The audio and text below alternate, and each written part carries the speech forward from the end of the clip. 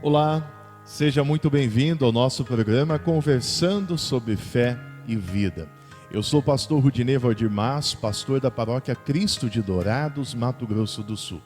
Fazem parte da nossa paróquia a Congregação Cristo, aqui de Dourados, Congregação Bom Pastor de Maracaju e a Congregação Cristo Rei de Carapó. Nós somos a Igreja Evangélica Luterana do Brasil e queremos convidar você a nos acompanhar neste programa Conversando sobre Fé e Vida. A proposta deste programa é olhar para aspectos práticos, experiências e vivências do cotidiano, especialmente durante esse período de pandemia, sob a ótica da psicologia e à luz da Palavra de Deus. Para a reflexão desta semana, escolhi o tema suicídio, desespero, egoísmo ou falta de fé. Deus possa nos conduzir nesta reflexão. Amém. Nós estamos na última quarta-feira de setembro. Setembro é o mês conhecido como Setembro Amarelo, onde o mundo parou para falar sobre suicídio, refletindo sobre a gravidade deste assunto e como podemos ajudar aqueles que estão à nossa volta. Muita coisa já foi dita, lives, debates, textos trouxeram vários aspectos desta complexa temática. Mas eu gostaria de convidar você para estar conosco, nos acompanhar sobre esse tema que proponho para esta semana. Suicídio, desespero, egoísmo ou falta de fé? Segundo a Organização Mundial da Saúde, a OMS, o suicídio é responsável por uma morte a cada 40 segundos no mundo. O Brasil é o país com maior incidência na América Latina, ocupando a 8ª posição no ranking mundial, ultrapassando o número de 12 mil casos por ano. Na última década, a taxa de suicídio cresceu mais de 40% entre brasileiros de 15 a 29 anos. Entre adolescentes, o suicídio é responsável por mais mortes do que o HIV, segundo a OMS. Anualmente, mais de 800 mil pessoas morrem por suicídio no mundo. E para cada caso fatal, há pelo menos outras 20 tentativas fracassadas. Por que as pessoas se suicidam? Essa é uma pergunta que tem sido respondida de muitas maneiras, em diferentes épocas. Desde uma radical condenação ao ato do suicídio, também como da condenação do suicida frente à sociedade, até uma compreensão do suicídio como um ato de glorificação pessoal. Podemos dizer que, no nosso contexto contemporâneo, falar sobre suicídio é algo que assusta as pessoas. Elas até têm consciência da gravidade do problema, porém o assunto é pouco abordado ou muitas vezes se restringe ao Setembro Amarelo. Talvez isso aconteça na ideia de que o suicídio nunca ocorra dentro do seu âmbito familiar ou social. Mas sabe-se que o suicídio não atinge uma camada específica, pois ele se manifesta em todos os setores da sociedade. Vamos tentar dar significado teórico para o suicídio. Quando vamos para a literatura, para a sociologia, por exemplo, nós vamos encontrar lá Émile Durkheim, famoso sociólogo, que em seu livro intitulado Suicídio, um estudo sociológico, Durkheim ele define suicídio como toda a morte que resulta imediata ou imediatamente de um ato positivo ou negativo, realizado pela própria vítima. Ato que a vítima sabia dever produzir este resultado. O dicionário Aurélio nos define a pessoa do suicida. E ele diz que suicida é a pessoa que matou a si própria. Esses dois conceitos que o Aurélio nos traz, o dicionário e também Émile Durkheim, a sociologia, são conceitos que podemos dizer dentro de um suicídio tradicional. Mas podemos ainda dentro dessa parte de conceituação falar do suicídio não tradicional lento e do suicídio não tradicional rápido. Segundo Oswaldo Assunção, em seu livro Morte e Suicídio, uma abordagem multidisciplinar, o suicídio não tradicional lento é quando a pessoa nega as suas capacidades de viver. Às vezes se matando das 6 da tarde às 4 da manhã com álcool e das 8 da manhã às 6 da tarde realizando um trabalho repetitivo. Essa pessoa pode viver 80 anos. Ninguém vai dizer que ela se matou, mas também não poderá dizer que ela viveu. Por outro lado, o suicídio não tradicional rápido é quando a pessoa providencia uma maneira de morrer rapidamente, mas não declaradamente. Por exemplo, dirigir embriagado e em alta velocidade. Tradicionalmente, o suicídio é condenado pela sociedade como um atentado contra a vida. Quando nós vamos para a teologia, olhar para o que a teologia nos traz sobre o assunto, nós vamos ver que a teologia trata a vida como um dom divino e não como uma propriedade humana. Martin Carlos Ward, em seu livro Ética de Cada Dia, diz que o ser humano recebe a vida como um privilégio para administrá-la e vivê-la, não para machucá-la ou destruí-la. E o homem, mesmo não pedindo para nascer, assume a santidade da vida como um presente pelo qual Deus o vê como responsável. Ele ainda diz que o homem tem a vida como um dom e um objetivo, que da sua vida dependem outras pessoas, e esta dependência é quebrada com o suicídio. O teólogo Dietrich Bonhoeffer, em seu livro Ética, diz que Deus se reservou o direito sobre o fim da vida, porque só Ele sabe a que alvo quer conduzi-la. Ele quer ser o único a justificar ou condenar uma vida, e diante dele, a autojustificação se torna pecado por excelência, e por isso também o suicídio. Não há outra razão imperiosa que torne o suicídio condenável, a não ser o fato de haver um Deus acima do ser humano.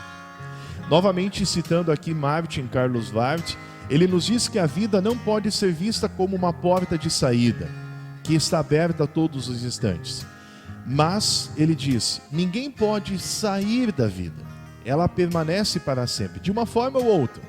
Toda decisão de sair é uma afronta à lei da morte que está nas mãos daquele que é o Senhor e doador da vida. Olhando para tudo o que falamos até aqui, podemos afirmar que de fato a vida é um dom de Deus e a Ele ela pertence. Mas então por que as pessoas cometem suicídio? Por que cristãos cometem suicídio? Desespero, egoísmo ou falta de fé?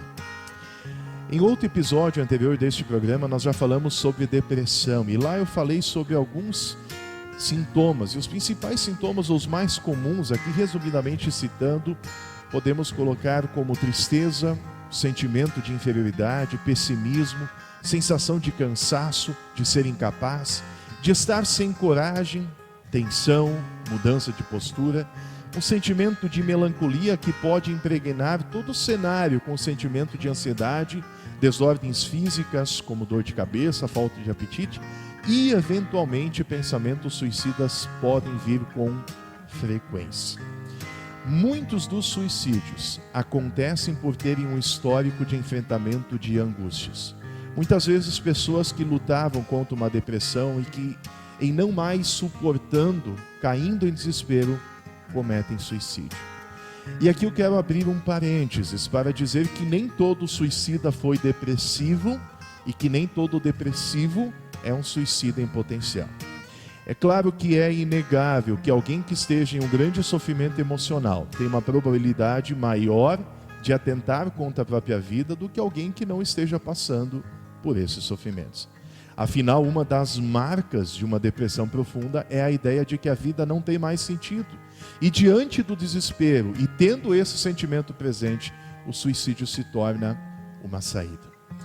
E aqui eu destaco algo importante, inclusive citando aqui Augusto Cury, que falou esta frase: o suicida não quer matar a vida, mas ele quer matar a dor. Ou seja, está diante de um desespero, o suicida está diante de um desespero tão grande, uma dor tão dolorida, que a morte lhe parece uma saída atraente para resolver o seu problema. Mas então nós nos deparamos com outra questão do egoísmo. Ele se torna como que um ato de egoísmo, pois o suicida, em sua decisão de resolver seu problema, ele deixa um problema para a família. Paul Hoff, em seu livro Pastor como Conselheiro, ele diz o seguinte: o suicídio faz estragos nos parentes sobreviventes e entre os amigos. Os filhos, os cônjuges do suicida sentem vergonha e com frequência culpam a si mesmos. Quando nós vamos a um velório normal, alguém que faleceu por causas naturais, as pessoas choram a perda da pessoa querida e lamentam o ocorrido, olhando muitas vezes para a morte até com certo alívio diante de uma doença que causara muito sofrimento durante vários anos, ou mesmo como algo que tenha lhe trazido muitas restrições para a vida.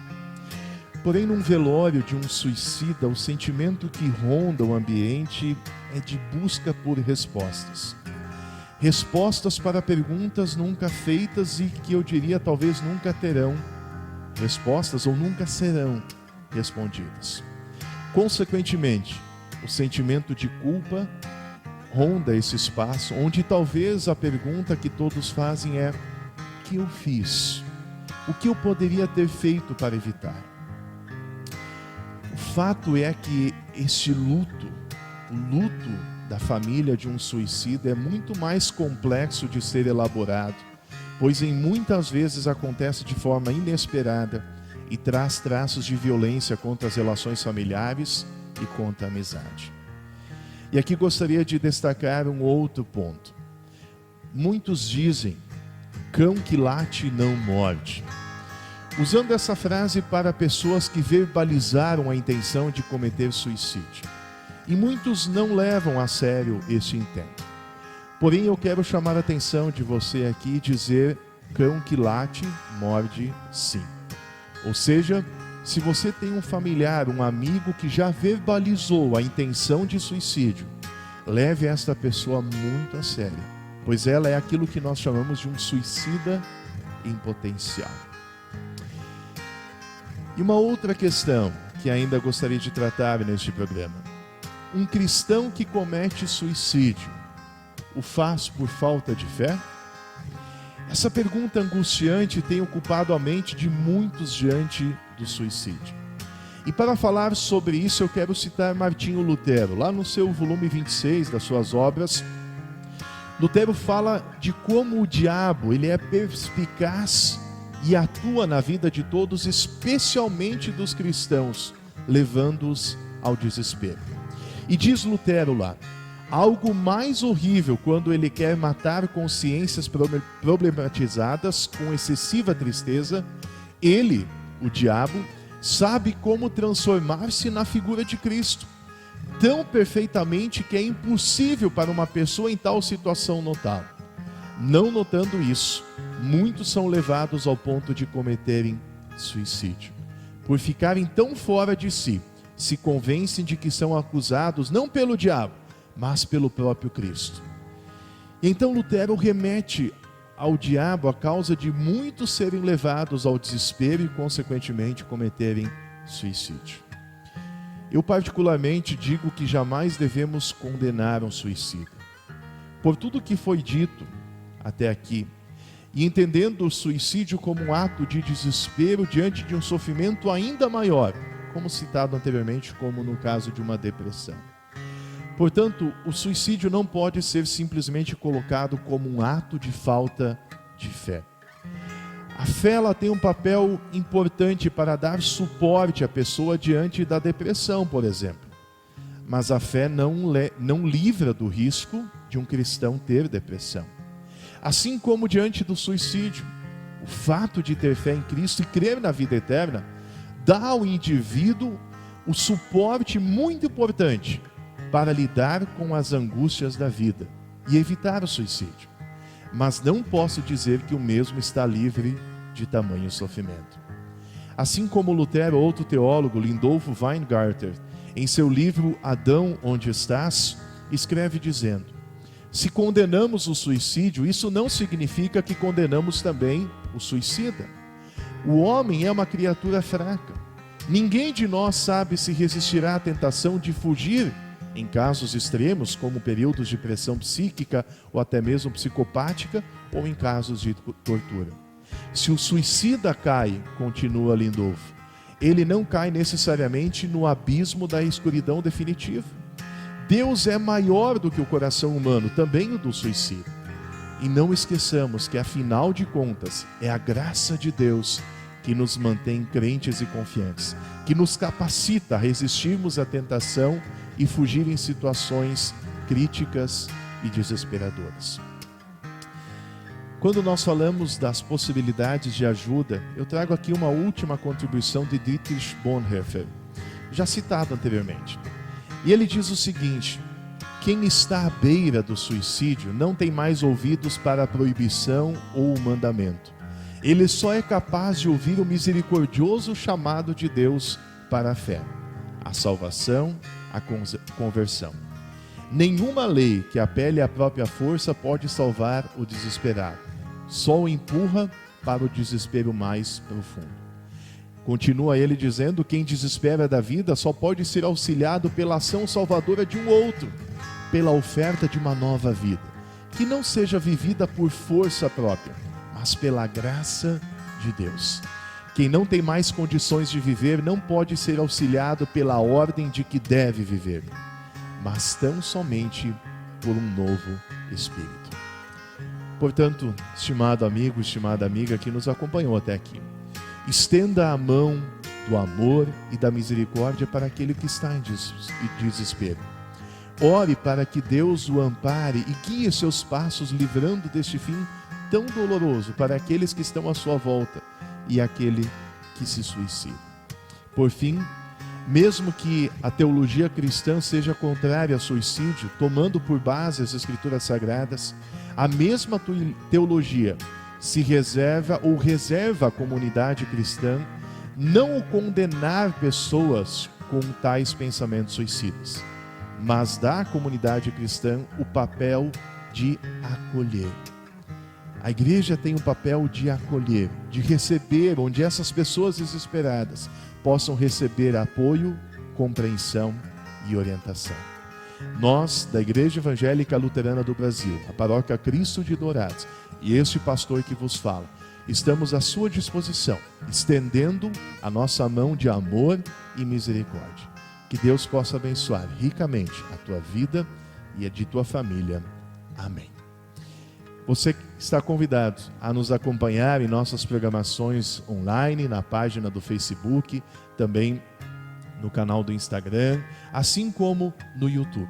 E também informações podem ser recebidas no WhatsApp que está aparecendo aqui em nossa tela. Um forte e carinhoso abraço em Cristo Jesus, deste que vos fala, Pastor Rudinei Valdir Mas. Amém.